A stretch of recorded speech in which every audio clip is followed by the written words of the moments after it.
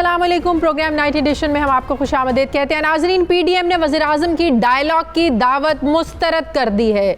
31 दिसंबर तक तमाम पार्टियों के सूबाई और कौमी असम्बली के तमाम पार्लिमानी अरकान जो हैं ये अपने इस्तीफ़े पार्टी कायद के पास जमा करवाएंगे।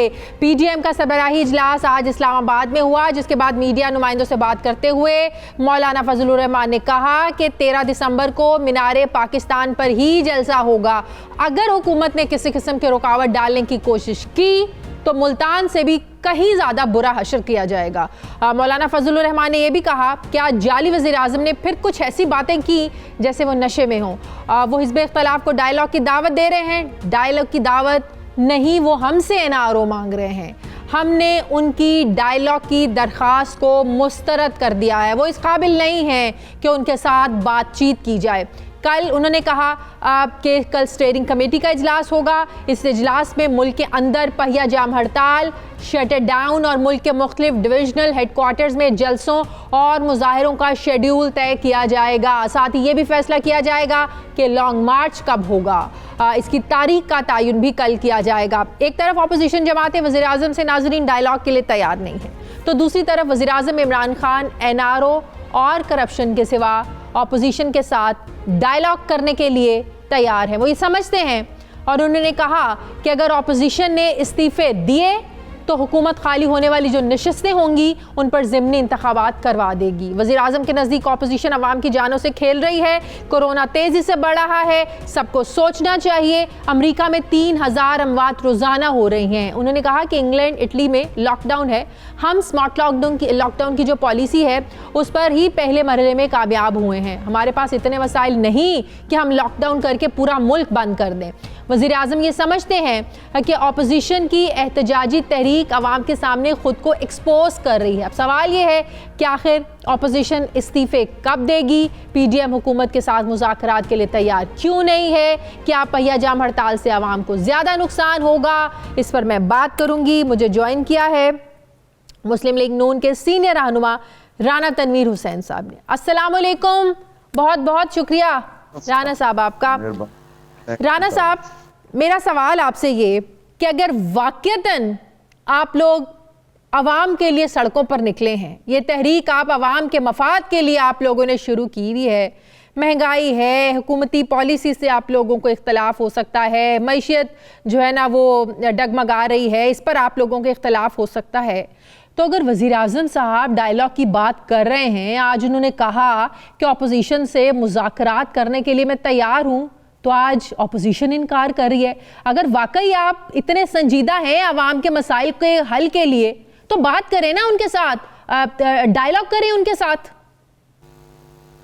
शाजी, आपका क्वेश्चन बड़ा पर्टिनेंट है और बड़ी इसमें बज़ारन तो बड़ा लॉजिक है, लेकिन आप लोगों को शायद मालूम भी हो, हम गए बगैर बात भी करते रहे हैं कि हमने कोई 2 साल का अरसा इनको इस डायलॉग के चक्कर में और डायलॉग नेगोशिएशंस, मीटिंग्स, लेजिस्लेशन पे, कोविड पे और इश्यूज़ पे बहुत ज़्यादा मीटिंग्स की। पहले तो प्राइम मिनिस्टर साहब का कंडक्ट और उनका जो एटीट्यूड है वो अनडेमोक्रेटिक है, फाशिस्ट जिस तरह नहीं होते, फाशिज़म पे बिलीव करते हैं। डे 1 से वो हाथ मिलाने को तैयार नहीं, कोई हेलो हाई करने को तैयार नहीं, कुर्सियाँ फलांग के वो असम्बली में आते हैं।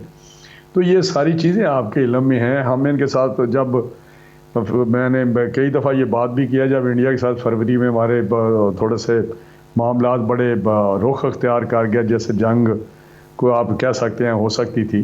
जब अभी नंदन को इन्होंने पकड़ा था या उनके मार गिराए थे कोई जहाज़, तो उस वक्त भी एक वो ब्रीफिंग होनी थी सिक्योरिटी पे।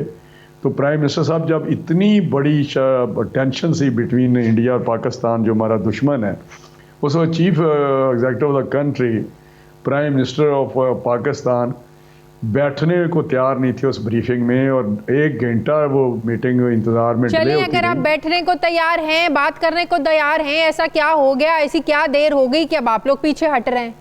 नहीं यार, मैं उसमें कहता हूँ ट्रस्ट डेफिसिट है, क्योंकि वो बिल्कुल जो बात करते हैं वो दूसरी उल्ट बात होती है, उसका रिजल्ट कुछ निकलता नहीं है। इनके साथ बैठने का मतलब ये है कि वो सिर्फ हमें एंगेज करते हैं उसका रिजल्ट बिल्कुल जीरो होता है, कोई आउटपुट नहीं होता। हमने देखा बल्कि उल्टा इल्जाम लगाते हैं कि जी एनआरओ मांग रहे हैं वहाँ पे। मैं तो ये तो आज भी उन्होंने कहा हूँ एनआरओ नहीं दूंगा, एहतसाब पे कोई कॉम्प्रोमाइज नहीं होगा। एनआरओ। मैं कह दूं मीडिया टोटली शायद हाईजैक हुआ है। मीडिया उनसे क्वेश्चन नहीं करता कि एनआरओ प्लीज को किस तरह आप दे सकते हैं।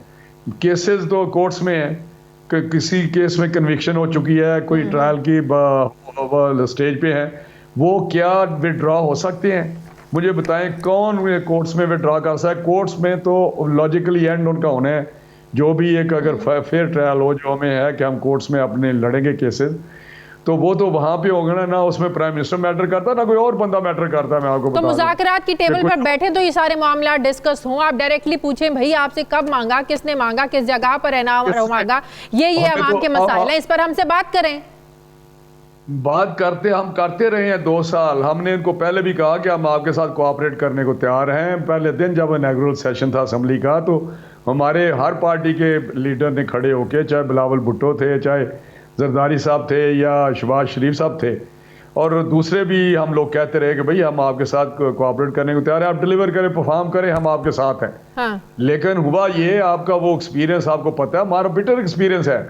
मैं आपको बताऊं, पहले तो वो खुद नहीं आते, एक टीम आ जाती है। टीम जो है उनके पास मैंडेट ही नहीं होता, तो किस इश्यू पे बात करें उनके साथ? क्या हमें ये उसमें जाके अपना कोई मकसद तो इस्तीफों के लिए आप लोग तैयार हैं? इस्तीफे अगर आपके एक्सेप्ट नहीं होते, 2014 में याद है ना, पीटीआई ने भी इस्तीफे दिए थे ना, नून लीग ने एक्सेप्ट नहीं किए थे, स्पीकर कौमी असम्बली अयाज सादिक ने एक्सेप्ट नहीं किए थे, उस वक्त की हुकूमत ने एक्सेप्ट नहीं किए थे वो इस्तीफे। अगर अब आप लोगों के भी इस्तीफे एक्सेप्ट नहीं होंगे तो क्या अगली आप लोगों की स्ट्रेटजी होगी, क्या करेंगे? नहीं शादिया, मैं फिर आपको एक्सप्लेन करता हूँ।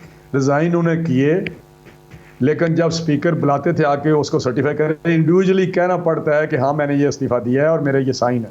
ये खुद जाके फिजिकली वहाँ स्पीकर के पास जाना पड़ता है। तो बुलाते थे, आते नहीं। तो वो बेईमानी की तनख्वाहें लेते रहे, इंक्लूडिंग इमरान खान साहब ने तनख्वाहें ली और सारी आपको पता है अलाउंसेस लिए और सब कुछ किया इन्होंने। इसके बावजूद वो इस्तीफा दिए और 4-5 महीने बाद ये असेंबली में वो सारे पिछले बैक डेट से सारे आजाद कश्मीर की हुकूमत भी आप लोग खत्म कर देंगे, वहां से भी रिजाइन कर देंगे, फिर सिंध हुकूमत भी, क्या पीपल्स पार्टी भी सिंध हुकूमत में रिजाइन करने को तैयार है? बिल्कुल। वो जो हमारा डिक्लेरेशन है एपीसी का जिसमें पीडीएम बनी, उसमें एक ये भी पॉइंट है जिसमें सारे सिग्नेटरी है कि ये इस्तीफों का ऑप्शन प्रॉपर टाइम पे, अप्रोप्रिएट टाइम पे हम इसको एक्सरसाइज करेंगे। तो आज जो पीडीएम की मीटिंग हुई है उसमें आपने देखा कि उन्होंने फैसला किया है कि सारे लोग अपनी पार्टी का दीन के पास जमा करा देंगे इस्तीफे, और आपको पता चल जाएगा 31 दिसंबर तक सारे इस्तीफे आ जाएंगे। लेकिन आप वो लास्ट हमारा ऑप्शन है, वो फिर वही बात आ जाती है तो कि पहिया जाम हड़ताल, शट डाउन, इसकी नौबत क्यों कर आएगी? क्यों आप इस नौबत तक जाएंगे? इसमें अवाम का नुकसान नहीं होगा? पहिया जाम करेंगे अवाम का नुकसान नहीं होगा, शट डाउन करेंगे अवाम का नुकसान नहीं होगा? देखिए, इस गवर्नमेंट को, जो एक नाहल गवर्नमेंट है, नलायक गवर्नमेंट है, एक सिलेक्टेड गवर्नमेंट है, उसको भेजने का गलत तरीका, क्योंकि वो पाकिस्तान के अवाम का, इकानमी का ये वो हशर कर रहे हैं, गवर्नेंस का। कहीं कोई जो बाद इंतजामी इस वक्त अरूज पे है, रिश्वत अरूज पे है, तो ये सारी चीज़ों से छुटकारा हासिल करने के लिए हमारे पास डेमोक्रेटिक जो तरीके हैं वो यही हैं। हम जुलूस निकालें, पुरअमन जुलूस निकालें, हम लॉन्ग मार्च पुरअमन करें, धरने पुरअमन दें, शटर डाउन की कॉल दें। अगर एक देखें, वो कहता है जी मुझे आप जानते नहीं हैं, मुझे आप लोग जानते नहीं हैं। भाई अगर कोई हुक्मरान इस तरह की बातें करें तो वो फिर होता है कि इनसेंसिटिव है to the issues, to the problems of people of Pakistan. जब पाकिस्तान के लोग 22 करोड़ बेचैन हैं, बेचैनी में रह रहे हैं, उनको 2 वक्त की रोटी नहीं मिल रही, गैस का, बिजली का बिल नहीं दे सकते, बच्चों को फीस नहीं दे सकते, तो मैं सकता हूँ इसको खुद स्टेप डाउन करना चाहिए। और आपने दे दिया इस्तीफा, लोग इस्तीफे जमा करवाने शुरू कर दिए है ना, आप कब दे रहे हैं इस्तीफा? मेरा तो इस्तीफा मैंने तो आज से पूछे या सादिक साहब से, मैंने लिख के स्पीकर के नाम डायरेक्ट इस्तीफा दिया था। अच्छा। तो मैं जा रहा था देने, तो उन्होंने फाड़ दिया, तो मेरा इस्तीफा तो हाजिर है। मैं तो सुबह लिख दूंगा, मैंने तो साइन करके रखे हुए हैं। अच्छा। पूछे या सादिक साहब से, मैंने तो उसमें एम्बिग्यूटी नहीं छोड़ी। आई हेयर बाई मैंने लिखा था कि my dear speaker, I hereby tender my resignation as a protest. वो जो थी वो 2-3-4 रीजन तो पूछ लें उससे। तो उसने कहा कि अभी नहीं जरूरत, जब टाइम आएगा दे देना। मैं तो 31 दिसंबर से पहले ज़ाहिर फिर देना पड़ेगा, सारे आपको भी देंगे, देना पड़ेगा। सारे देंगे सारे। बहुत शुक्रिया। मुस्लिम लीग नून के रहनुमा तनवीर हुसैन साहब मेरे साथ थे। मुझे प्रोग्राम में नाज़रीन एक ब्रेक लेनी, वापस आते हैं थोड़े से वक्फे के बाद।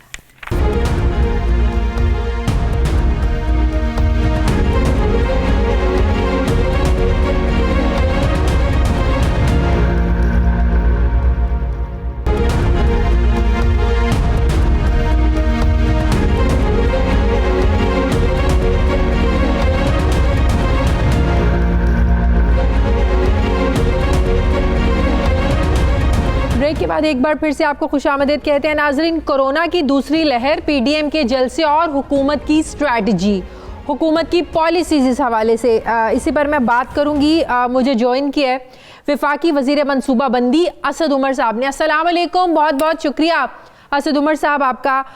असद उमर साहब, कोरोना की दूसरी लहर जिस तरीके से शिद्दत इख्तियार कर रही है, जिस तरह रोज़ केसेस बढ़ रहे हैं, अमवात के नंबर्स जो हैं, डेथ रेशो जो है वो बढ़ रही है, एनसीओसी के अहकामात भी हमारे सामने हैं, फैसले भी हमारे सामने हैं, जो एनसीओसी ने किया वो इक़दामात भी हमारे सामने हैं। आप समझते हैं कि कोरोना की ये दूसरी लहर ज़्यादा चैलेंजिंग आप लोगों के लिए साबित हो सकती है? कोरोना की पहली लहर पर जो एनसीओसी के इक़दामात थे, फैसले थे, जिस तरीके से हैंडल किया, पूरी दुनिया ने इसको अप्रिशिएट किया, इसको सराहा, लेकिन आप समझते हैं कि अब की बार जो इक़दामात कर रहे हैं और उसके जो नताइज आ रहे हैं वो एक्सपेक्टेशंस के मुताबिक नहीं है? अगर ऐसा है तो क्यों?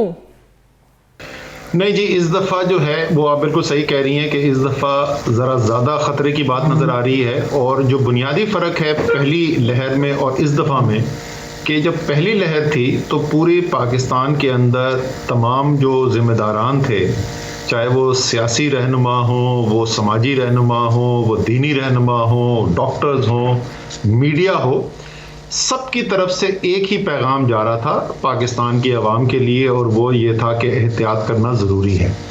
और उसकी वजह से हमने देखा कि बहुत हद तक लोगों ने एहतियात किया भी। डॉक्टर्स की जो एडवाइस थी उसके ऊपर काफ़ी हद तक अमल दरामद भी हुआ, 100% नहीं हुआ, लेकिन काफ़ी हद तक हुआ भी। अब जो है इस दफ़ा फ़र्क ये हमें नज़र आ रहा है कि इस दफ़ा वो एक पैगाम नहीं जा रहा। हमें हमारे जो सियासी लीडर्स हैं उसकी तरफ से, जिनके बड़े लाखों की तादाद में मद्दाह हैं लोग, उनकी बात पर यकीन रखते हैं, वो उनसे ये सुन रहे हैं कि कोरोना तो कोई चीज़ ही नहीं है, ये तो हुकूमत किसी सियासी मकासद के लिए इस्तेमाल करना चाहती है। एक जगह पे 10-10, 20-20, 30-30 हज़ार लोग जमा हो जाएं तो उससे वबा के फैलाव में कोई फ़र्क ही नहीं पड़ता। तो जब लोग ये सुनते हैं तो उससे दो नुकसानात हो रहे हैं। एक तो जाहिर है कि वो खुद अपनी एहतियात करना छोड़ देते हैं, दूसरे जो इंतज़ामी कार्रवाई भी करने की कोशिश की जा रही है कि जो फैसले हो चुके हैं उन पे अमल दरामद कराना इसलिए मुश्किल हो रहा है कि लोग मुड़ के ये बोलते हैं कि जी जलसे तो चल रहे हैं, अब मेरी दुकान आप बंद कराने आ गए या मेरी शादी हॉल आप बंद कराने आ गए। तो ये सबसे बड़ा इस वक्त फर्क ये है और उसी की वजह से खतरा पैदा हुआ। एनसीओसी एक ऐसा प्लेटफॉर्म है जहां तमाम सूबों की मौजूदगी है, फिर एनसीसी है जिसको प्राइम मिनिस्टर वज़ीर-ए-आज़म इमरान खान चेयर करते हैं, तमाम चीफ मिनिस्टर्स भी उसका हिस्सा हैं। बकौल आपके 3 बार ये मामलात जो हैं आप डिस्कस करने किए आप लोगों ने और आप ये एनसीसी में लेकर गए, लेकिन कंसेंसस नहीं हुआ। फिर आप भी जानते हैं कोरोना को लेकर जो कमेटी बनी कोरोना के मामलात को देखने के लिए, जिसका शहबाज शरीफ साहब भी उसका हिस्सा है, राजा परवेज अशरफ साहब भी उसका हिस्सा है। तो क्या वजह है कि तमाम सूबों के कंसेंसस नहीं हो सके इस बार फैसलों में? जो फैसले वहां पर हुए इस बार बाहर इंप्लीमेंटेशन उनकी नजर नहीं आ रही है। क्यों आप 3 बार इन तमाम मामलात को लेकर गए? आपने मामलात की जो सेंसिटिविटी थी उसको वहां पर बताया भी, हालात से बाखबर भी रखा, उसके बावजूद यकसुई क्यों नजर नहीं आई इस बार? क्योंकि इस दफा सियासत आड़े आ गई है ना। जो पहली दफा जो बात हो रही थी तो हो सकता है और कई दफा होता था कि हमारी राय में, और जो मुस्लिम लीग नून की नुमाइंदगी कर रहे थे उस वक्त गिलगित बल्तिस्तान के वजीर आला या आज़ाद कश्मीर के वजीर आज़म या हमारे सिंध में जो पीपल्स पार्टी के वजीर आला हैं, उनमें राय में इख्तलाफ होता था, लेकिन हदफ बिल्कुल एक ही था। तो एंड में कोई ना कोई कंसेंसस पैदा करना मुमकिन होता था और फैसला हो जाता था। हर एक की मर्जी का अपना फैसला नहीं होता था, लेकिन लोग सब मान लेते थे। अब सूरत हाल ये है कि वो कमेटी पार्लियामान की जो बनाएगी, जैसे कि आपने जिक्र किया, उसमें शहबाज शरीफ, राजा परवेज अख्तर और जो टॉप के जो लीडर्स हैं वो सब पार्लियामान के मौजूद थे, जिसके चार इजलास हो चुके थे। हाँ। उस कमेटी को उन्होंने जब इजलास हमने बुलाया तो उन्होंने वो मानने को से इनकार कर दिया। उन्होंने वजीर अपने स्पीकर साहब के इस्तेकाक को चैलेंज कर दिया कि वो ये ऐसी कोई कमेटी बना सकते हैं कि नहीं बना सकते। जो आखिरी मीटिंग हुई थी जिसके अंदर कंसेंसस ना होने के बावजूद भी 10 नवंबर में वजीर आजम ने फैसला किया एनसीसी में कि जी अब हम इज्तिमात के ऊपर पाबंदी लगाने जा रहे हैं। 300 से ज्यादा के जो इज्तिमात हैं, तो उसके अंदर सिंध की जो नुमाइंदगी है वो की थी डॉक्टर अजरा पेचियो, जो उनकी हेल्थ मिनिस्टर हैं और आसिफ जरदारी साहिबा की हमशीरा हैं। उनका कहना यह था, उनका मानना यह था कि हमें लॉकडाउन लगाने चाहिए। परसों हमारी मीटिंग नहीं, कल सुबह मंडे की सुबह को हमारी मीटिंग हुई है एनसीओसी में, जिसमें दोबारा हमने हेल्थ मिनिस्टर्स को बुलाया हुआ था और डॉक्टर अजरा पेचियो ने फिर अपनी यही तजवीज रखी कि बड़े शहरों के अंदर इंटरमिटेंट लॉकडाउन, जिसको वो कह रही थी, यानी एक हफ्ते के लिए या 2 हफ्ते के लिए बंद करें, फिर 1 हफ्ते के लिए खोल दें, फिर 1-2 हफ्ते के लिए बंद कर दें। वो तो ये समझती हैं कि ये करना चाहिए, लेकिन पॉलिटिकल लीडरशिप उनकी पार्टी की कहती है कि कोरोना से कोई फर्क ही नहीं पड़ता और जलसा करने से फर्क ही कोई नहीं पड़ता। तो काबीना में आज इस हवाले से क्या फैसले हुए, आपने क्या सजेशन दी और वजीर आजम साहब ने क्या डायरेक्शंस दी? देखें, कैबिनेट में एक तो ये जाहिर है कि आज जो अदादो शुमार हैं और आज आपने देखा कि दूसरी लहर की सबसे ज़्यादा अमवात जो हैं वो कल हुई हैं और ये तादाद बढ़ती चली जा रही है, उसका सब तफसील से जायज़ा लिया गया। फिर उसके अलावा फिर मैंने बताया कि हम कल इजलास कर रहे हैं एनसीओसी का, जिसमें हमने सूबों से मुशावरत की है और उनसे पूछा है कि मज़ीद क्या इक़दाम लेने की ज़रूरत है। तो कल हम अपनी सिफारिशात मुरतब कर लेंगे और परसों मैंने उनसे दरख्वास्त की है वज़ीर आज़म से कि एनसीसी का इजलास बुलाया जाए, दोबारा से वज़ीर आला को बुलाया जाए। और तो ऐसे में तमाम वज़ीर आला जब आएंगे, जब सिंध के वज़ीर आला वहाँ पर आएंगे, सिंध के जो फैसले होंगे या सिंध की जो सजेशंस होंगी, क्या उसकी वैल्यू होगी? पीडीएम का हिस्सा हैं, वो तो तहरीकें चला रहे हैं, वो तो जलसे जुलूस कर रहे हैं, वो तो 13 दिसंबर को लाहौर में एक बड़ा जलसा पीडीएम करने जा रही है। तो ऐसे में तो बड़ा मुतजाद इन लोगों के जो है ना वो इक़दामात हैं। एनसीओसी में का भी हिस्सा भी हैं ये लोग, वहाँ सजेशंस भी देते हैं, वहाँ के फैसलों को मानते भी हैं, लेकिन बाहर जब इम्प्लीमेंटेशन करने की बात आती है तो इनके वो बिल्कुल फ़र्क हो जाते हैं इनके इक़दामात। अब यही तो मुश्किल हमें सामने आ रही है ना कि देखें, अभी जैसे मैंने आपसे जिक्र किया था कि कल का मैंने जिक्र किया, डॉक्टर अजरा पेचियो न सिर्फ सिंध की पीपल्स पार्टी की हुकूमत की हेल्थ मिनिस्टर हैं, वो आसिफ जरदारी की हमशीरा हैं और वो ये कह रही हैं, क्योंकि वो हेल्थ के सेहत के पहलू से देख रही हैं, वो सियासत के पहलू से नहीं देख रही हैं, और वो कह रही हैं कि सूरत हाल ऐसी है। और आपको पता है सबसे ज़्यादा इस वक्त जो केसेस हो रहे हैं पाकिस्तान में, तकरीबन पूरे पाकिस्तान के निस्फ केसेस जो हैं वो तो सिर्फ कराची में हो रहे हैं। तो वो तो कह रही हैं कि बड़े सख्त इकदाम करने की ज़रूरत है, लेकिन जब आखिरी फैसले की बारी आती है तो उस वक्त सियासत बीच में आ जाती है। हाँ। तो हमारी तो अभी भी इनसे दरख्वास्त है, और मैं ये आपको बताऊँ, मेरा अपना अब मैं सियासी तौर पर अपना एनसीओसी नहीं, मैं एक सियासतदान के तहत सोच रहा हूं, और मेरा मानना यह है कि इनको सियासी नुकसान होगा और बड़ा शदीद नुकसान होगा, क्योंकि पाकिस्तान देख रहा है कि किस तरीके से खुदगर्जी की जा रही है। वो लोग जो लॉकडाउन कहते थे, हाँ। जो कहते थे कि दिहाड़ीदार से उसकी दिहाड़ी छीन लो, जो कहते थे कि मुतवस्सित तबके के आदमी की जितनी भी बची खुची पूंजी है वो उसको चाहे बेशक खत्म हो जाए, लेकिन लॉकडाउन जरूर करो। वो ये कहते हैं कि अगर लोग मर भी जाएं, अस्पताल भर भी जाएं, लोगों का रोजगार छिन भी जाए, तो मैंने अपनी सियासत नहीं छोड़नी। मेरे ख्याल में इसका सियासी नुकसान होगा। नहीं तो असद उमर साहब, आप नहीं समझते जिस तरीके से हुकूमत ने जलसों को हैंडल किया वो ठीक नहीं था। कोई वाज़ेह पॉलिसी नज़र नहीं आई, हुकूमत हमें कंफ्यूज नज़र आई। इवन के हुकूमत के अपने अंदर, अपने लोगों के अंदर इख्तलाफ था। एक तबका ये था हुकूमत के अंदर जो कहता था कि जलसों को नहीं रोकना चाहिए, एक तबका ऐसा था कि बिल्कुल रोकना चाहिए, कानून को इस्तेमाल करना चाहिए, डंडे के इस्तेमाल से इनको रोकना चाहिए, हुकूमती रिट को चैलेंज नहीं होने देना चाहिए। अब एक तरफ कह रहे हैं कि हम जलसे नहीं रोकेंगे, जमहूरी अमल है, चलता रहना चाहिए, इनका हक है। दूसरी तरफ वज़ीर आज़म साहब कहते हैं जो कुर्सियां लगाएगा, साउंड सिस्टम लगाएगा, हम उनको पकड़ेंगे। या तो कुछ होता है या कुछ नहीं होता।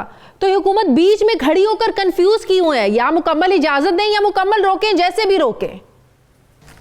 अच्छा, वो साउंड सिस्टम और जो कुर्सी वाला है ना, उसको तो मैं बता दूं कि ये कानून का मुसलमा असूल है कि कोई और अगर किसी ने उससे बड़ा जुर्म किया हुआ है तो आपको जुर्म की माफी नहीं होती। तो जुर्म तो वो भी कर रहे हैं, और वो जुर्म मैं इसलिए कह रहा हूं, इसलिए नहीं कि मेरी जाती राय है।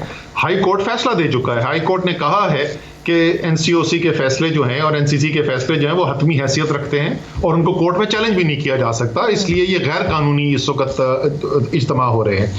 लेकिन ये वाकई में आपकी बात दुरुस्त है कि इस वक्त अगर आप एक पहलू से देखें तो उसूलन तो अगर हम सिर्फ कानून के ऊपर अगर अमल दरामद करें, अगर हम बाकी सब पहलू छोड़ दें, हाँ। तो हमें तो ये लोग जो कानून की खुल्लम खुला खिलाफ वर्जी कर रहे हैं, ये पीडीएम के तमाम लीडर्स जो हैं, इनको तो उठा के एफआईआर काट के इनको जेल में डाल देना चाहिए, क्योंकि ये लोगों के रोजगार को भी खतरे में डाल रहे हैं और लोगों की सेहत को भी खतरे में डाल रहे हैं। का काम है ना, अगर कोर्ट ने कोई ऑर्डर दिया है तो उसको इंप्लीमेंट करवाना हुकूमत का काम है। कल मरियम नवाज ने रैली निकाली, जुलूस निकाले, किसी ने नहीं रोका, किसी ने इस बात को नोटिस नहीं किया कि एसओपीज पर अमल किया जा रहा है, नहीं किया जा रहा, क्यों इतनी गैदरिंग जमा है, किसी ने नहीं रोका। लेकिन मैं वही अर्ज कर रहा हूं ना, देखें, लेकिन ये हम नहीं हकीकत से इनकार कर सकते कि ये एक जमहूरी अमल है। पाकिस्तान एक पार्लिमानी जमहूरियत है, यहाँ पे मुख्तलिफ सियासी पार्टियां हैं, और हमारा मानना ये है कि ये तमाम मीडिया जो इस वक्त हमसे ये सवाल पूछ रहा है कि एक्शन क्यों नहीं ले रहे, अगर वजीर आजम ने ये फैसला कर लिया और लोगों को उठा उठा के बंद करना शुरू कर दिया तो एकदम से सारे पाकिस्तान का बयानिया ये हो जाना है कि तरीके इंसाफ की हुकूमत जो है घबरा गई, परेशान हो गई, और ये तो डिक्टेटरशिप आ रही है, जमहूरियत खतरे में पड़ गई। तो इसमें, जैसे मैंने कहा, इसमें कोई शक ही नहीं कि सियासत जो है वो आड़े आ रही है फैसले साजी की। मतलब ये हुआ, आप लोग इस्लामाबाद भी जाने देंगे बगैर किसी रुकावट के, कोई रुकावट नहीं डालेंगे, इस्लामाबाद पहुंचे। आप लोगों का 126 दिन का धरना था, ये 126 दिन से ज़्यादा का धरना भी दें, आप लोगों को एतराज़ नहीं होगा, आने देंगे आप लोग इस्लामाबाद, राइट? अच्छा, अगर कोरोना एक सेकंड के लिए हम अलग कर देना तो बिल्कुल 100% हमारा यही यकीन है कि जिधर जलसा करने देते हैं जलसा करने दें, इस्लामाबाद आना चाहते हैं इस्लामाबाद आने दें। वो परेड ग्राउंड का हुक्म हुआ है, हमने भी उसको फॉलो किया था जब से वो हुक्म हुआ है, परेड ग्राउंड जाके बैठ जाएं, 126 नहीं 252 दिन बैठ जाएं जाके, क्या सेहत पे असर पड़ेगा? देखें, अभी तक जलसे जो हुए, गुजरांवाला का जलसा आपके ख्याल में कोई कामयाब जलसा था? फ्लॉप जलसा था। मुल्तान उससे भी बड़ा फ्लॉप जलसा था। तो हमें तो कोई सियासी नुकसान नहीं हो रहा इनके जलसों से। पेशावर जो है कि इंतहाई कमजोर जलसा था, सो हमें सियासी नुकसान तो कोई नहीं है। मसला सिर्फ ये है कि मैं चाहे पसंद करूं या ना करूं, मैं ये मास्क लगा के बैठा हुआ हूं क्योंकि एक चीज है जिसका नाम कोरोना है, एक अजाब है जो हम सबके ऊपर, सारी दुनिया के ऊपर नाजिल हुआ है इस वक्त, और वो कोरोना है। और इसलिए मैंने लोगों की सेहत का भी ख्याल रखना है। मैं सिर्फ आपको जल्दी से ये भी बता दूं कि कितने हालात खराब होते जा रहे हैं। हमारे पास इस वक्त अस्पतालों में जो मरीज ऑक्सीजन के ऊपर मौजूद हैं, वो जो पहली लहर में मेरी सबसे ज्यादा तादाद पहुंची थी, मैं उसके तकरीबन 80% पे पहुंच चुका हूं। तो जिस रफ्तार से और जिस रफ्तार से ये बढ़ता चला जा रहा है, अगले 2-3 हफ्तों के अंदर हम उससे ज्यादा लोग देख सकते हैं अस्पतालों के अंदर। अच्छा। जिसका मतलब ये होगा कि अस्पताल के अंदर आपको बेड मिलने के अंदर मुश्किल होनी शुरू हो जाएगी। तो इसलिए हम अपील कर रहे हैं, कह रहे हैं कि अस्पतालों पर बोझ बढ़ेगा। पेशावर में जो ऑक्सीजन ना मिलने की वजह से असद उमर साहब, जिन 7 लोगों की डेथ हुई है, जाहिर है जिन लोगों की डेथ हुई है उनके प्यारों को सारी ज़िंदगी ये मलाल रहेगा कि शायद अगर ऑक्सीजन होती तो उनके प्यारे इस दुनिया से ना जाते, वो ज़िंदा रह सकते थे, उनको नई ज़िंदगी मिल सकती थी। तो इतनी गैर जिम्मेदारी, कौन जिम्मेदार है इस नेग्लिजेंस का? जी, इसके अंदर जो है ये ऑक्सीजन की सप्लाई का जब पहली लहर आई थी उस वक्त भी हमने बड़े इंतजाम किए थे, और इस दफ़ा भी आज से 3 हफ्ते पहले जब ये बढ़ने शुरू हुए थे केसेस, तो हमने एनसीओसी में हमाद अजहर साहब जो इंडस्ट्रीज मिनिस्टर हैं उनको बुलाया, इंडस्ट्री सेक्रेटरी ने इसके ऊपर बहुत काम किया, और सारी ऑक्सीजन सप्लाई की इंडस्ट्री के साथ हम राब्ते में भी हैं। ऑक्सीजन की सप्लाई अभी जितनी ज़रूरत है अस्पतालों में वो अल्हम्दुलिल्लाह मौजूद है, और हमारी जो प्रोजेक्शंस हैं आगे उसके मुताबिक भी ऑक्सीजन की मजमूई सप्लाई का कोई प्रॉब्लम नहीं है। हुआ ऑक्सीजन है तो ये जो पेशावर में जो हुआ ये नेग्लिजेंस थी। बिल्कुल 100% नेग्लिजेंस हुई है। मैं तो लफ्ज सिर्फ नेग्लिजेंस नहीं इस्तेमाल करता, मेरे ख्याल में तो क्रिमिनल नेग्लिजेंस हुई है। और वो उन्होंने वज़ीर आला ने इंक्वायरी का ऑर्डर दिया हुआ था, शायद 48 घंटे या 72 घंटे का कहा था, उसके अंदर आना चाहिए। और लोगों को सब ये तो नेग्लिजेंस सिर्फ नहीं है, क्रिमिनल नेग्लिजेंस है। कोई वजह नहीं है कि ऑक्सीजन की फराहमी होते हुए मुल्क के अंदर ऐसी सूरत हाल पैदा हो। सही। असद उमर साहब, क्या उन जगहों का डेटा इकट्ठा किया है आप लोगों ने जहां पर अवामी इज्तिमा हो रहे हैं, जल्द से जुलूस हो रहे हैं, रैलीज हो रही हैं? क्या कुछ ऐसा डेटा है आप लोगों के पास कि उन जगहों पर ज्यादा जो है ना वो केसेस सामने आ रहे हैं? देखिए, इस वक्त अगर पाकिस्तान के बड़े शहर देखें तो सबसे ज्यादा पाकिस्तान में पॉजिटिविटी की जो शरह है वो कराची में है और दूसरे नंबर पे पेशावर है। और ये दोनों वो शहर हैं जहां इनके जलसे हुए हैं। लेकिन मैं ये नहीं दावा करना चाहता कि मैं कोई साइंटिफिक तरीके से बता सकता हूं कि किसी जलसे की वजह से कितने ज्यादा केसेस बढ़े हैं। अच्छा। जो असल बात है वो ये है कि जाहिर है इसमें तो कोई शक ही नहीं, इसीलिए कोई वजह है ना, सारी दुनिया जो कहती है समाजी फासला क्यों कहा जाता है, एक दूसरे से हाथ मिलाने से मना किया हुआ है। तो एक जगह पे हजारों लोग जमा होंगे, इज्तिमा होंगे, तो उससे फैलाव तो होगा।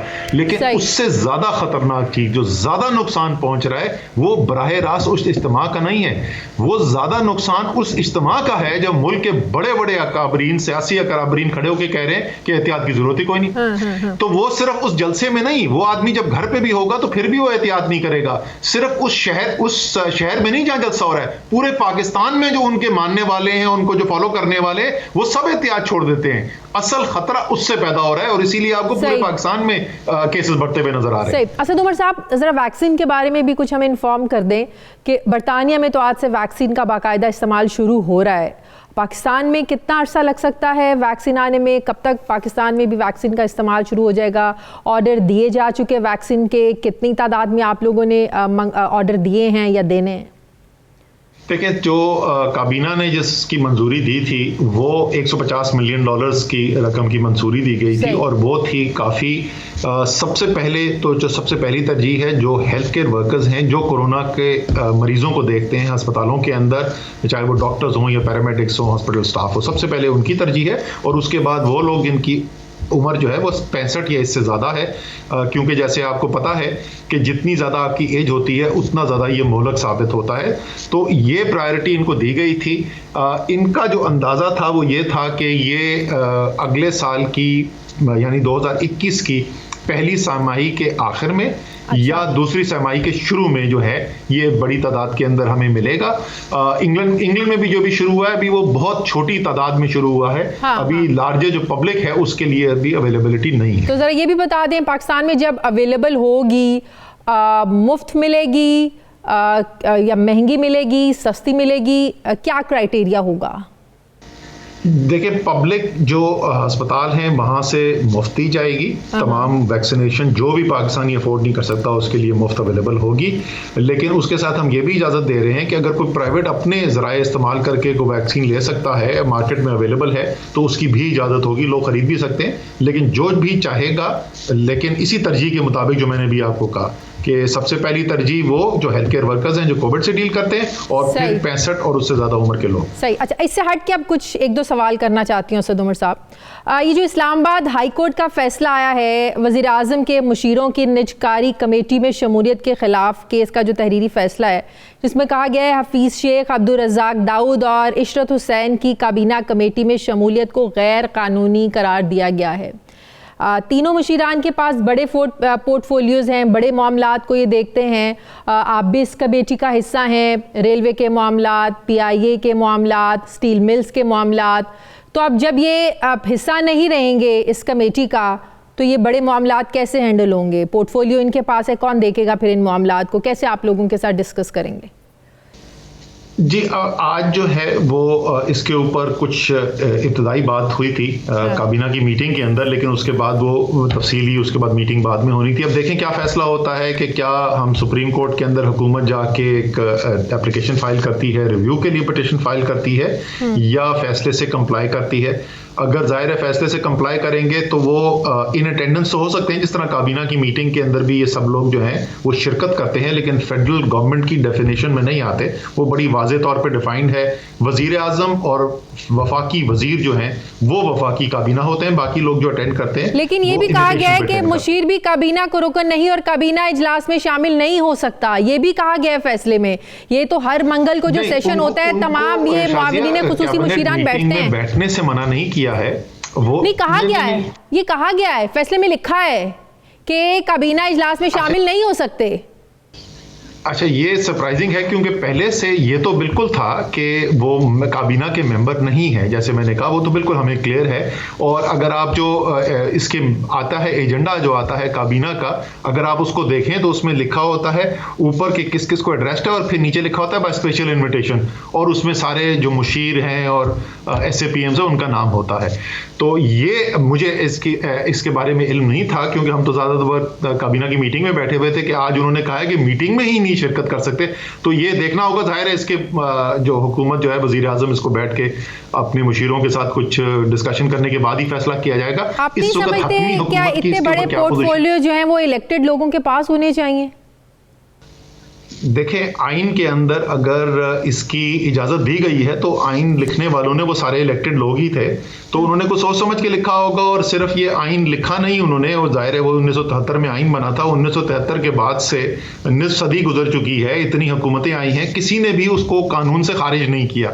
इसका मतलब जो भी पाकिस्तान में हुकूमत करता रहा है वो ये समझता है कि बड़ी तादाद में तो जाहिर है ये हक जो है हुकूमत करने का वो उन लोगों को है जिनको अवाम ने वोट डाले हैं। लेकिन साथ साथ इसका भी ख्याल किया गया है कि पार्लिमानी निज़ाम के अंदर हो सकता है ऐसे लोग जो टेक्निकल एक्सपर्टीज रखते हैं वो बराह रास्त इलेक्शन जीत कर ना आ सकें, और उसकी भी गुंजाइश रखी गई है आइन के अंदर कि उनको भी वजीर आजम अपनी मर्जी के मुताबिक उनसे भी मशवरा ले सके और उनको भी इस्तेमाल किया जा सके अमूर हुकूमत चलाने के लिए।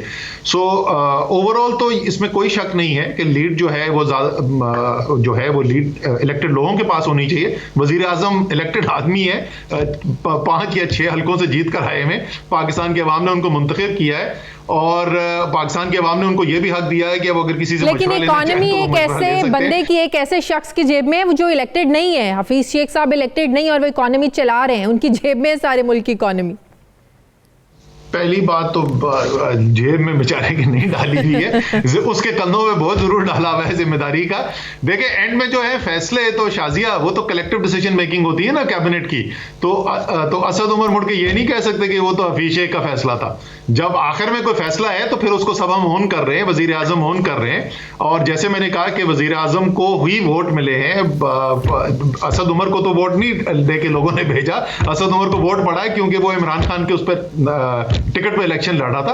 तो मेरे ख्याल में इमरान खान को अपनी टीम बनाने की इजाजत होनी चाहिए। अब आप आइन छोड़ दें, अब आप मुझसे सिर्फ एक मैनेजमेंट के स्टूडेंट के तहत मैं जवाब दे रहा हूं कि अगर पाकिस्तान के अवाम ने इमरान खान पे एतमाद किया है और उनको जिम्मेदारी दी है कि आप अमूर हुकूमत चलाएं, तो मेरे ख्याल में आइन के अंदर गुंजाइश होनी चाहिए कि इमरान खान अपनी मर्जी की। इसका मतलब ये हुआ अगले हफ्ते तक ये फैसला करना होगा कानूनी माहिरीन से तय करके कि ज़ाहिर जो फैसला है इसको इम्प्लीमेंट भी करने, और अगले सेशन में ये लोग बैठ सकते हैं या नहीं बैठ सकते। थैंक यू वेरी मच, बहुत बहुत शुक्रिया। विफाकी वजीर मनसूबाबंदी असद उमर साहब मेरे साथ थे। नाज़रीन, मुझे प्रोग्राम में एक ब्रेक लेनी है, वापस आते हैं एक छोटे से वक्फे के बाद।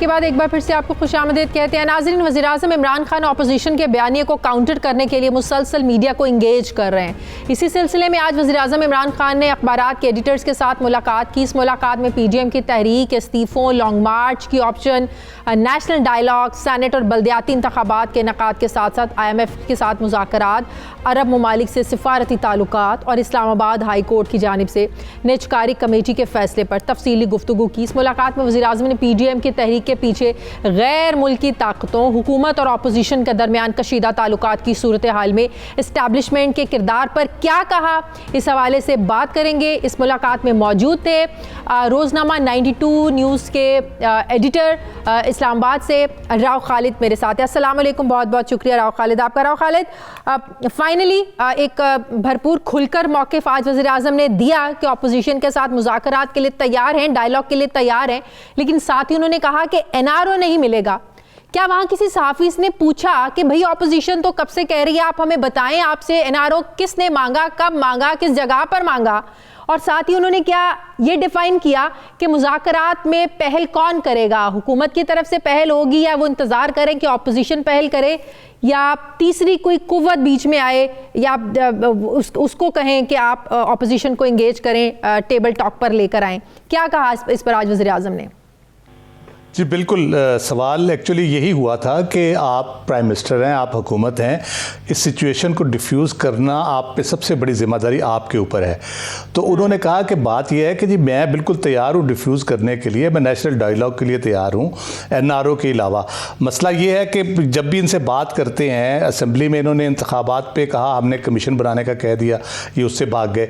उसके बाद इन्होंने बाकी जितने मामलात पे हमसे बात की उसमें ये अपना एजेंडा लेके आ जाते। FATF का उन्होंने हवाला दिया कि वहाँ पे ये 34 नुकात लेके आ गए, नैब के पहले हटाएं, फिर हम बिल करेंगे उसके ऊपर। फिर उन्होंने कहा कि इनकी सारी चीज़ें अपने दौर में हुई हैं, इसहाक डार इनके अपने दौर में यहाँ से भागे, सारे केसेस इनके अपने दौर में बने, सिवाय नवाज एक शहबाज शरीफ के TT वाला केस है जो हमारे दौर में बना है। इलेक्शन कमीशन का सरबराह इन्होंने लगाया था, निगरान हुकूमत इन्होंने लगाई थी, नैब के चेयरमैन इन्होंने लगाए हैं। तो मुझसे किस बात का तकाजा करते हैं? मैं आज अगर ख़त्म कर दूँ नैब को या पीछे हट जाऊँ इन मामला से तो कोई मसला नहीं है, ये सारे ठीक हो जाएंगे। पहल कौन करेगा इस पर बात की, कौन करे? कहा गया कि आप कोई बंदा कोई इस तरह से कोई लोग कोई उनको असाइन करें, वो उस तरह से करें। उन्होंने कहा जी हमने पहले भी कोशिश की है, पहले भी बात की है, FATF पे हमारे मुज़ाकरात भी हुए थे, लेकिन बात वहीं पे आ जाती है, वो यहाँ पे आके फंस जाते हैं। वो कहते हैं जी पहले ये काम आप करें, उसके बाद आप कोई और बात हम करेंगे। तो लाहौर के जलसे के हवाले से, लॉन्ग मार्च के हवाले से कोई अपनी स्ट्रेटजी बताई प्राइम मिनिस्टर साहब ने? लॉन्ग मार्च को वेलकम करेंगे,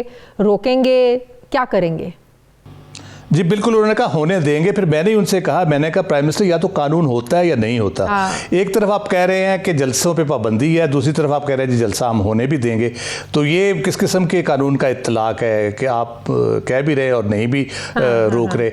वो कहते हैं कि हम नहीं रोकना चाहते, तो रोकने के लिए फिर आपको फोर्स इस्तेमाल करना पड़ेगी। अगर आप फोर्स इस्तेमाल करेंगे तो उसका अपना फॉल आउट है एक, तो उसके और किस्म के नताइज निकल सकते हैं। इसलिए हम जलसा होने देंगे, अलबत्ता उसके जो कानूनी वायलेशंस उसके ऊपर जो हो रही हैं या जो होंगी उसके ऊपर हम ज़रूर एक्शन लेंगे। तो इस्तीफे देने का जो ऑप्शन है अपोजिशन के पास, इस पर प्राइम मिनिस्टर साहब ने क्या कहा? अगर अपोजिशन इस्तीफे देती है वो मंजूर कर लेंगे इस्तीफे? और क्या इतनी जल्दी इलेक्शन, इतनी बड़ी तादाद में, ज़ाहिर है 130-40 सीटें तो होंगी जिस पर इलेक्शंस करवाने होंगे, ज़िमनी इलेक्शंस, तैयार है हुकूमत इतनी बड़ी तादाद में इतनी बड़ी सीटों पर इलेक्शंस करवाने के लिए? जी उन्होंने कहा, उन्होंने तो बड़ा एतमाद से कहा जब ये पूछा गया कि जी अपोजिशन इस्तीफे देने का फ़ैसला आज कर रही है, मीटिंग उनकी हो रही है और पॉसिबिलिटी है कि वो फैसला इस पर कर ले। उन्होंने कहा जी दें इस्तीफे, हम फ़ौरन इलेक्शन करवा देंगे। तो उस पर ज़िमनी सवाल हुआ कि क्या मुश्किल नहीं होगी, आपको इतने सारे इस्तीफे होंगे? उन्होंने कहा नहीं, कोई मुश्किल नहीं होगी, कोई ऐसा मसला नहीं है। हम अच्छा, PDM की तहरीक के पीछे उन्होंने कहा गैर मुल्की ताकतों का हाथ है, किस कॉन्टेक्स्ट में उन्होंने ये बात की? क्या सवाल हुआ था उनसे? ये बुनियादी तौर पर सवाल ये हुआ था कि जो PDM का एतमाद बढ़ता जा रहा है, उस पर जोश जज्बा ज़्यादा आ रहा है, तो आप समझते हैं कि उनको किसी की पीछे से पुश है या आशीर्वाद है। तो उन्होंने कहा कि ये थ्योरी, साजिशी थ्योरी बेची जा रही है कि कोई एस्टेब्लिशमेंट कुछ सपोर्ट कर रही है, कुछ किस्म की बात है। कहते हैं ऐसी कोई बात नहीं है। अलबत्ता ये बहरहाल रहा है कि पाकिस्तान को कुछ मुल्की इत्तेहाद है जो पाकिस्तान को मजबूत नहीं देखना चाहता। उन्होंने फिर तारीखी हवाले से भी बात की, मिडल ईस्ट में अदम इस्तेहकाम के हवाले से कि इराक के साथ किस तरह कमज़ोर किया गया, ईरान के साथ उसको लड़ा के लीबिया को किस तरह तबाह किया गया। आखिरी सवाल, इस्लामाबाद हाई कोर्ट का जो फैसला है मुशीरान के हवाले से, इस पर वज़ीर आज़म की क्या राय है? जी बिल्कुल बिल्कुल शाजिया, इस पे बात हुई और प्राइम मिनिस्टर ने बड़ा कैटेगोरिकली कहा, उसने कहा हम कोर्ट का फैसला इंप्लीमेंट करेंगे और देखेंगे कि क्या वे आउट उसका पॉसिबल हो सकता है। साथ उन्होंने कहा हमारा मसला बुनियादी तौर पे ये है कि ब्यूरोक्रेसी पोलिटिसाइज हो गई है, उसके अंदर जो लोग हैं एक्सपर्ट्स नहीं है, माहिर नहीं है। इसी तरह से जो लोग मुंतखब होकर आते हैं उनमें से भी बहुत से शोबे ऐसे हैं जिनके एक्सपर्ट्स आपके पास नहीं है, जिसमें IT है, टूरिज्म है, इवन एग्रीकल्चर है, पेट्रोलियम सेक्टर है, पावर सेक्टर है।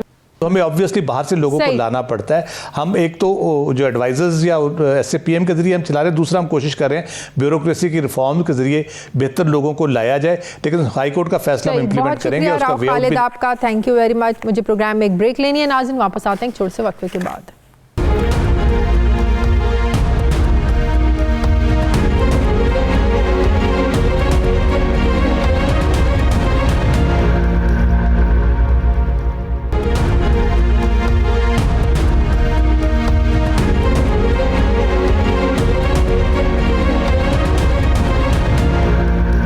नाज़रीन, दुनिया ये जानती है कि भारत दहशतगर्दी को फ़रोग देता है। भारतीय दहशतगर्दी के हवाले से आलमी इदारे अपनी रिपोर्ट्स शाया कर रहे हैं। गुज़श्ता महीने दी इकोनॉमिस्ट ने अपनी रिपोर्ट में भारत पे सो कॉल्ड जमहूरियत को बुरे तरीके से एक्सपोज किया। इंसानी हुकूक की खिलाफ वर्जियों पर अब भारत के ऊपर आलमी प्रेशर बढ़ता जा रहा है। गुज़श्ता 13 दिनों से हम देख रहे हैं कि भारतीय किसान अपने हुकूक के लिए दिल्ली के बॉर्डर्स पर एहतजाजी धरना दिए बैठे हैं, लेकिन मोदी सरकार टस से मस नहीं हो रही है, बल्कि उल्टा किसानों के खिलाफ एक्शन लेने के लिए भारतीय मीडिया ये प्रोपेगेंडा कर रहा है कि एहतजाज के लिए आए हुए जो किसान हैं ये खालिस्तान तहरीक के हक में नारे लगा रहे हैं। इस प्रोपेगेंडे के बाद अब खदशात ये जन्म ले रहे हैं कि क्या मोदी सरकार एक और ऑपरेशन ब्लू स्टार कर सकती है। आज भारतीय किसानों की भारत बंद मुहिम के तहत मुल्क भर में हड़ताल हुई। किसानों की इस मुहिम को भारत की 24 सियासी जमातों की हिमायत हासिल हो चुकी है। पूरी दुनिया से इसको सपोर्ट किया जा रहा है। हड़ताल के दौरान कांग्रेस और दीगर जमातों ने मुल्क भर में जो एहतजाजी मुजाहरे हो रहे हैं, रैलियां हो रही हैं, इसको सपोर्ट किया। बहुत से इलाकों में बैंक, दुकानें और तालीमी इदारे बंद रहे, जबकि ट्रैफिक भी ना होने के बराबर थी। इस हड़ताल की हिमायत में मुंबई और लखनऊ की सब्जी, फल और गल्ले की जो बड़ी मंडियां हैं वो भी बंद रहीं। भारतीय मीडिया के मुताबिक इस हड़ताल से दिल्ली में दूध, सब्जियां और जो फलों की सप्लाई है ये बुरी तरीके से मुतासर हुई है। दिल्ली के वज़ीर आला को अब घर में नज़रबंद कर दिया गया है और हालात कशीदगी की तरफ बढ़ रहे हैं। कहा यह जा रहा है कि अगर मोदी सरकार और किसानों में मुज़ाकरात कामयाब नहीं हुए, जो अब तक नहीं हुए हैं, तो हालात बेकाबू हो सकते हैं और हंगामे फूट सकते हैं। बॉलीवुड के फनकार और मशहूर जो क्रिकेटर्स हैं वो भी किसानों के हक में अपना वोट डाल रहे हैं, किसानों के हक में बात कर रहे हैं। भारतीय क्रिकेटर युवराज सिंह के वालिद योगराज सिंह ने किसान तहरीक की हिमायत करते हुए कहा है कि मोदी सरकार चाहे फौज ले आए या CRP या फिर BSF या टैंक लगा दिए जाएं, किसान तहरीक नहीं रुकेगी। दुश्मनी का जो किस्सा जोड़ा गया है इसे हम पश्तों तक निभाएंगे। ऐसे ही बयानात दीगर किसान रहनुमाओं की जानिब से भी दिए जा रहे हैं। सवाल ये है कि मोदी सरकार और किसानों की बढ़ती हुई जो कशीदगी है इसका नतीजा क्या निकलेगा। क्या भारतीय हुकूमत मतनाज़े शहरियत बिल पर होने वाले एहतजाज की तरह इस एहतजाज पर भी ताकत का ही इस्तेमाल करेगी। कभी मतनाज़े शहरियत बिल पर एहतजाज हमें नज़र आता है, कभी किसानों का एहतजाज है, कभी आर्टिकल 370 ख़त्म करने पर एहतजाज होता है। क्या यह एहतजाज भारत को डोमेस्टिकली अंदर से कमज़ोर कर रहे हैं? दूसरी तरफ भारतीय आर्मी चीफ ने तारीख में पहली बार अमारात और सऊदी अरब का दौरा किया है। मशरिक़ वस्ता में होने वाली सियासी तब्दीलियों के पेश नज़र इस दौरे के खित्ते पर क्या असरात मुरतब हो सकते हैं और पाकिस्तान के लिए इस दौरे में क्या मैसेज है। मैं बात करूंगी दिफाई तज्ज़ियाकार जनरल रिटायर्ड नईम खालिद लोधी साहब ने मुझे ज्वाइन किया। अस्सलाम वालेकुम, बहुत बहुत शुक्रिया जनरल साहब आपका। वालेकुम अस्सलाम, थैंक यू। जनरल साहब, आज पूरे इंडिया में किसान जो है वो हड़ताल कर रहे हैं। मुल्क गिर हड़ताल का आज उसकी कॉल दी गई थी। सिर्फ इंडिया में नहीं, पूरी दुनिया में किसानों के हक में बात हो रही है। कैनेडियन वज़ीर आज़म बात कर रहे हैं, अब बरतानिया में मुज़ाहरे हो रहे हैं, अमेरिका में मुज़ाहरे हो रहे हैं। हुकूमत के साथ मुज़ाकरात के कई दौर भी हुए लेकिन नाकाम हुए। पॉलिटिकली डायमेंशंस में अगर मैं आपसे ये पूछूं, इतने बड़े पैमाने पर क्या अहमियत है इस एहतजाज की, कैसी तब्दीली आ सकती है, आप क्या देख रहे हैं? जी, ये जो आपने बड़ा एहतजाज का, पहले तो मेरे ख्याल इसके फिजिकल डायमेंशंस मेरे ख्याल हमें समझ लेने चाहिए। ये तकरीबन 10 लाख से ऊपर लोग हैं जो सिर्फ दिल्ली के इर्द गिर्द, जिन्होंने दिल्ली को घेरा हुआ है। और जैसे आपने खुद कहा कि तमाम सियासी जमातों की हिमायत हासिल है, बल्कि जो सिविल सोसाइटी के और लोग हैं वो भी इसके साथ शामिल हैं। उसके अलावा फिर आपने जैसे कहा कि कनाडा से और अमेरिका से और यूके से, हर जगह से उनको हमायत जो है वो मिल रही है। इसको जहन में रखते हुए इसके पॉलिटिकल डायमेंशन, नेचुरली जब इतनी 24 सियासी जमातें साथ हैं और इतनी बड़ी कम्युनिटी, सिख कम्युनिटी, और आपने युवराज सिंह की बात की, आज जो है ना वो नटवत सिंह सिद्धू जो क्रिकेटर हैं वो भी उसमें शामिल हो गए हैं। उन्होंने भी अपनी आवाज़ बढ़ाई और नज़म पढ़ी है बड़ी वलवला अंगेज, जिसमें उन्होंने बाकायदा कहा है कि भी हम यहाँ से हटने वाले नहीं हैं। तो ये फिजिकल डोमेन में और पॉलिटिकली बहुत बड़ा एक वाक़या है। लेकिन जब मैं ये देखता हूँ कि जो रवैया है भारतीय सरकार का, जो रिलाय करती है एक्सट्रीमिस्ट हिंदुत्व के ऊपर, और वो भी बड़ी तादाद में हम जानते हैं, लेकिन अगर ये अकलीतें जो हैं अगर आपस में एका कर लें तो मेरा ख्याल है तब जाके ये, आपका मतलब है अकलीतें जो मुसलमान हैं, ईसाई हैं, जो दलित हैं, हाँ जी, वो जाहिर है किसी को भी भारत में सुकून नहीं है, हर एक का जीना दोभर किया हुआ है मोदी सरकार ने। अगर ये लोग भी इस तहरीक का हिस्सा बन जाते हैं तो आप क्या देख रहे हैं, कैसी तब्दीली आ सकती है, कितनी मुश्किल हो सकती है मोदी सरकार के लिए? जी, फिर तो ये कि मेरा ख्याल है कि उनको इस कम से कम ये तो क्योंकि इतनी बड़ी बात नहीं है, ये जो इन्होंने नए लॉज बनाए हैं एग्रीकल्चर के मतलब, इससे तो शायद वो पीछे हट जाए।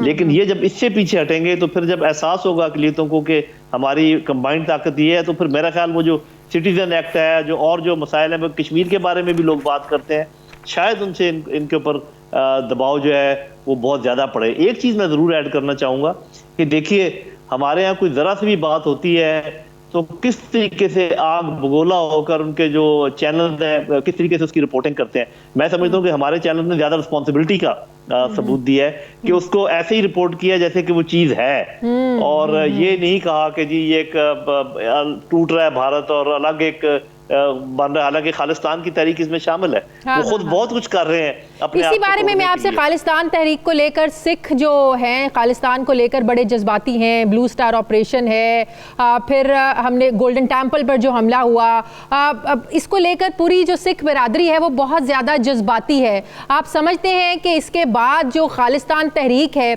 एक दफ़ा हमने देखा था 80 की दहाई में इस तहरीक ने बड़ा जोर पकड़ा था, आप समझ रहे हैं कि इस एहतजाज में खालिस्तान तहरीक जोर पकड़ सकती है? बिल्कुल, वो आप ब्लू स्टार ऑपरेशन की बात कर रही है, वहां से लेके आज तक काफी टाइम गुजरा, दरम्यान में भी आपको पता है पिछले दिनों खालिस्तान का रेफरेंडम भी हुआ है, हाँ। और बड़े लोगों ने इसकी तायद की है। तो ये तो जोर पकड़ चुकी है असल में ये तहरीक, क्योंकि अगर आप तकरीरें सुने ना वहां पर लोगों की, आपने भी जरूर सुनी होंगी, मैंने भी सुनी है, तो वो इस किस्म की बात सरेआम कर रहे हैं खालिस्तान से रिलेटेड और सब कुछ। और बल्कि आपको पता है उनके कुछ रहनुमाओं ने अपील की है हमारे प्राइम मिनिस्टर से, हमारे आर्मी चीफ से, अगर ये कोई मोदी टाइप लोग हमारे लीडर होते तो वो एकदम रिस्पॉन्ड करते, खड़े हो जाते हैं कि हम उनके साथ। और ये मेरा अपना ख्याल ये है कि हमें एक बैलेंस्ड अप्रोच करनी चाहिए, बहुत ज्यादा घबराने की जरूरत भी नहीं है, ना सिर्फ ये कि इसको रिपोर्ट करें, बल्कि चूंकि हमारे पड़ोस में एक ऐसा काम हो रहा है जिसका स्पिल ओवर हमारे ऊपर आ सकता है, तो हम इसका दुनिया में भी प्रचार करें, और जिस लेवल तक हमें इस पर काम करना चाहिए, इसकी बात करनी चाहिए, वो जरूर करें, घबराने की जरूरत नहीं है। हमें ये घबराहट है शायद कि हम बात करेंगे तो वो कहेंगे जी आप ये सब कुछ करवा रहे हैं, सारी दुनिया को पता है कि ये कौन हो रहा है, तो इतनी हुकूमत को इतनी बात जरूर करनी चाहिए जितनी की जायज बनती है। अच्छा जनरल साहब, तारीख में पहली बार भारतीय आर्मी चीफ ने अमारात का दौरा किया, सऊदी अरब का दौरा किया, जो अरब ममालिक हैं वो इसराइल को तस्लीम कर रहे हैं, फिर इस खित्ते में ईरान की, सऊदी अरब की, अमेरिका और इसराइल की जो बढ़ती हुई कशीदगी है, ये किस तरह की कोई बड़ी चेंजिंग्स देख रहे हैं? खित्ते के लिए कितना ये नुकसान है इसमें? जी, नुकसान तो फायदा तो वो अपने अपनी नज़र से देखते हैं ना मुल्क, लेकिन मैं ये समझता हूँ कि ये एक बड़ी चेंज है, लेकिन इस किस्म की हिस्टोरिकल चेंजेस यकदम फर्क नहीं डालती। हाँ। अभी ये देखें कि हमें कॉन्फिडेंट होना चाहिए कि जो हमारे ताल्लुकात है सऊदी अरब के साथ, specially people to people contact, मैं आपको एक ऐसी मिसाल देता हूँ कि उसके आपके नज़ीर आप दूसरी नहीं ला सकेंगी। कोई ऐसा मुल्क नहीं है जिसने ये ऐलान किया हो कि मक्का और मदीना की हिफाजत के लिए हम अपना तन मन धन लगा देंगे। ये सिर्फ पाकिस्तान का बयान है, और ये सिर्फ पाकिस्तानी कौम इसके लिए खड़ी हो सकती है। तो ये इस बात का एहसास सऊदी अरब में है, वो इसको समझ, ठीक है, ये हमें कोई ज्यादा पसंद नहीं आई है बात के उनका, इसलिए कि हम उनकी ट्रेनिंग करते हैं, नेवी की, एयरफोर्स की, आर्मी की, लेकिन मेरा ख्याल है कि हमें अपनी कोशिश करते रहना चाहिए। मुल्कों के ताल्लुकात ऐसे ही होते हैं, इस बात पे नाराज नहीं होते कि वो उधर क्यों चला गया और वो ऐसे क्यों हो गया। हमें अपनी काविशें जारी रखनी चाहिए, अपने ताल्लुकात को मजबूत करना चाहिए। इंशाल्लाह फतह हमारी ही होगी as far as diplomacy is concern. सही, बहुत बहुत शुक्रिया। दिफाई तज्जियाकार जायद नईम खालिद लोधी साहब मेरे साथ थे। नाज़रीन, हमारे प्रोग्राम का वक्त ख़त्म हो गया। प्रोग्राम के लिए आप हमें फीडबैक ज़रूर दीजिएगा। मेरी आपसे मुलाकात होगी कल। अपना ख्याल रखिएगा। अल्लाह हाफिज़।